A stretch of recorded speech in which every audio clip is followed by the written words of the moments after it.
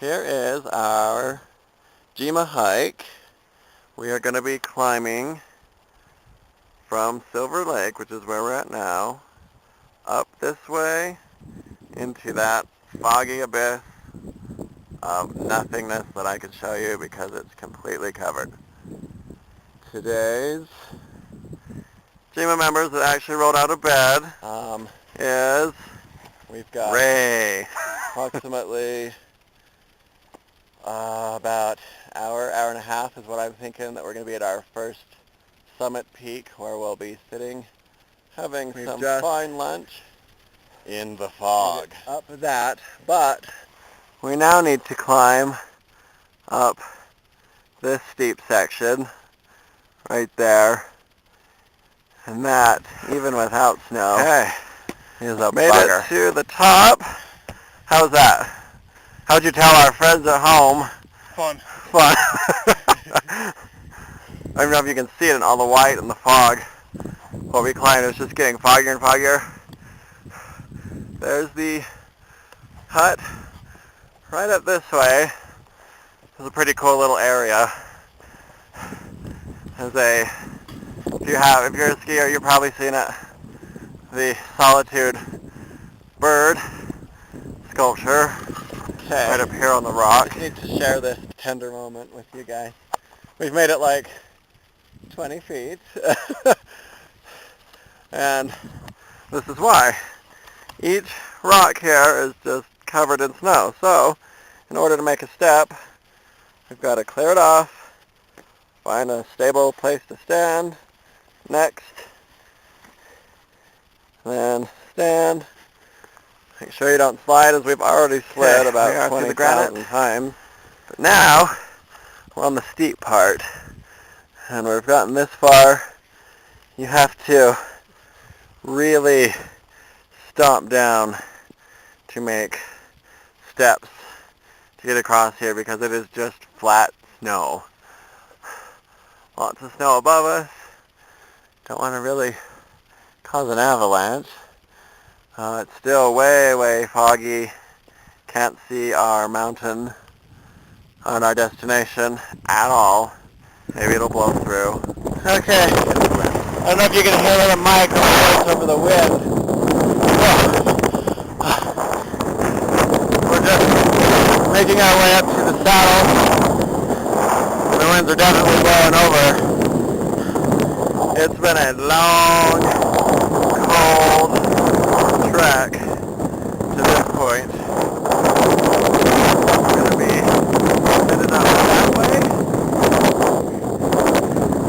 Down this section, if you were to take this trail, would take you down to Little Cottonwood. Started our climb up. Luckily we're on the right side of this ridge, which that's the ridge right there. If we were to stand on the ridge, the wind would just be insane. But we're in this nice little foresty area, which is cutting out the wind. We're using these bump ridges on the trees to walk on. It's a lot more solid than actually walking out through the snow.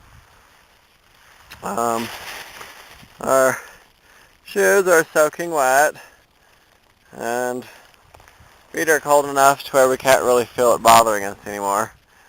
And through all this race, found time to be artistic. Ching! So, it's really beautiful here, and parts of it are looking a little hairy. Back there getting across that damn Graniteville, I guess we'll call it. This little tree sticking out. Fingers are warming up again now we're over here. Hundreds of feet. But it's so foggy and white that it matches the snow perfectly. So you really need to use trees as guides here to get through this. Ray's got some pretty cold toes right now. I had to get my snow pants on. I'm experiencing a little bit of frostbite on the front of my foot here, so I've got to keep that covered with these snow pants. but still having pretty much fun. But you know, mid-June, frostbite, they go hand in hand, it's normal. So, yeah, we are in Utah. So, winds are blowing this way to the west, and the fog is just kind of creeping up over the mountain. And it's nice on this side of the mountain because it blocks the wind. So we have kind of a wind-free climb. The last stretch to the summit is going to be really windy because there's nothing to protect us there. So we'll look forward to that. And then you'll notice a bunch of white. Down there is Ray in all the white. These trees are acting as a guide. There's barely a horizon that we can see that's going to take us all the way up. I don't even know if you can be able to make it out. That tree. Right now, we are looking at the peak of the mountain, but it's just like being in a snow globe here. The fog is so thick, the ground is so white that you can't even tell where the sky ends and where the mountain begins. Here's the summit. Made it to the top. Here's Ray. Almost making it.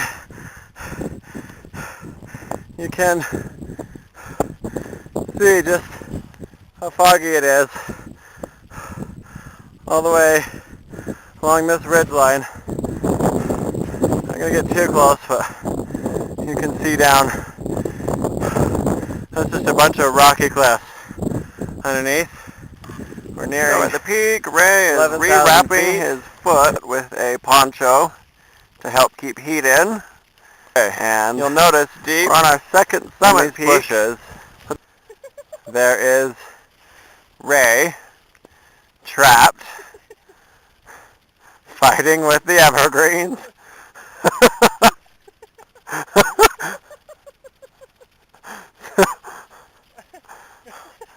So, we're kind of at a standstill right now until he's free. Ray managed to get out of the shrubberies that tried to consume him down there. Again, there's not much of a view.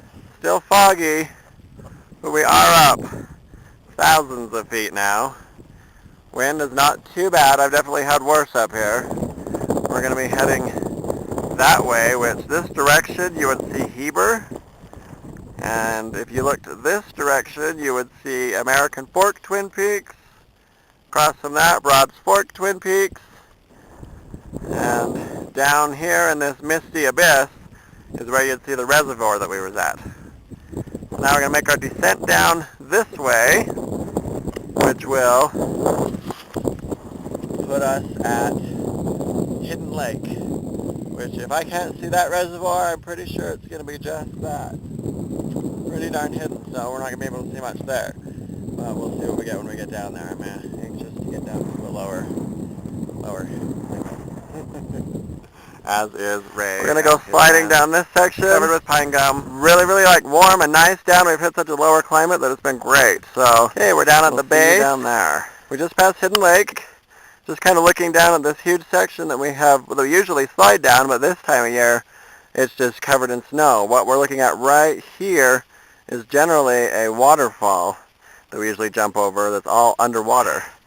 Okay, here comes Ray sliding down the mountain right now. So this avalanche I built myself. That was pretty awesome. Like that recovery out of that hole. Sweet. There's Ray. Yeah. Up on the hill. Just gonna make our way down. I slid down here. We have made it to the lake, our final lake, which is Elizabeth or Mary, I can't remember the name. Some lady name. Some girl name. And pretty much at this point we're just back to civilization. We're going to go this way down a trail and we'll meet up at Brighton. Finished our Solitude Brighton hike. So our 5-hour hike became an 8-hour hike. And we are just heading back to the truck right now.